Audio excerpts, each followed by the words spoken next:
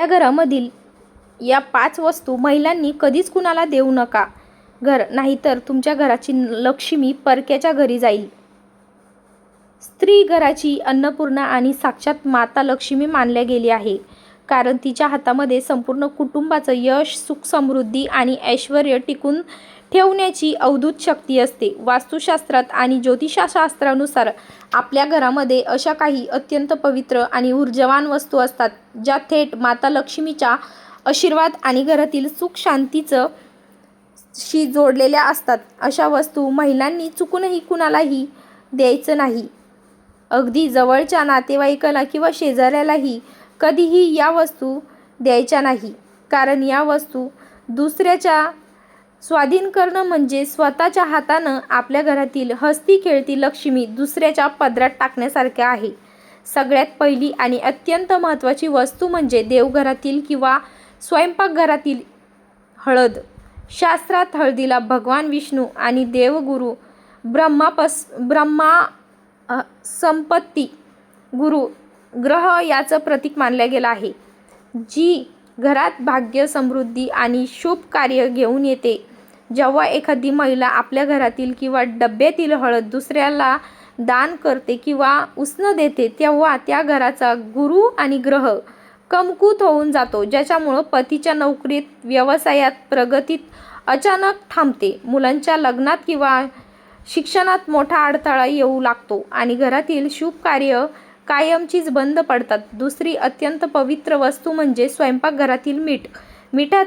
मिठाचा थेट संबंध हा माता लक्ष्मी आणि शुक्र ग्रहांशी असतो, जो घरातील नकारात्मक ऊर्जेला शोषून घेतो आणि घरात पैसा टिकवून ठेवतो. वास्तुशास्त्रानुसार संध्याकाळच्या वेळी किंवा कोणत्याही वेळी आपल्या घरातील मीठ दुसऱ्याला देणं म्हणजे स्वतःच्या घरातील बरकत आणि पैसा परक्याच्या स्वाधीन करणं. ज्या घरातून मीठ उसनं दिलं जातं, तिथे हळूहळू गरिबी, दरिद्रता आणि कुटुंबातील सदस्यांमध्ये विनाकारण मानसिक तणाव व भांडण वाढू लागतं. तिसरी अतिशय स्वादनशील वस्तू म्हणजे विवाहित महिलांचं सौभाग्य अलंकार, विशेषतः तिचं मंगळसूत्र, कपाळाचं कुंकू, हातातील बांगड्या आणि पायातील जोडवी. शास्त्रानुसार स्त्रीचं या सौभाग्याच्या वस्तू असतात, तिच्या पतीच्या दीर्घायुष्याच्या, आरोग्याशी आणि नशिबाशी जोडलेल्या असतात. कोणत्याही कारणास्तव किंवा फॅशन म्हणून आपलं मंगळसूत्र किंवा जोडवी कधीही दुसऱ्या स्त्रीला वापरण्यासाठी देऊ नका. दुसऱ्याचं कुंकू स्वतःच्या कपाळावर लावू नये. असं केल्यानं पती-पत्नीमधील अथंग प्रेम कमी होतं, पतीच्या आयुष्यावर मोठं संकट ओढवू शकतं आणि घरामध्ये राहू-केतूचा अशुभ प्रभाव वाढू शकतो. संसार मोडण्याचीही वेळ तुमच्यावरती येऊ शकतं. चौथी महत्त्वाची वस्तू म्हणजे घरातील झाडू. झाडूला साक्षात माता लक्ष्मीचं रूप मानलं गेलं आहे, जे घरातील दरिद्रता बाहेर काढण्यासाठी अनेकदा शेजारी किंवा ओळखीचे लोक काही वेळासाठी झाडू मागून नेतात. पण शास्त्रात स्वतःचा घरातील झाडू दुसऱ्याला देणं हे महापाप मानलं गेलं आहे.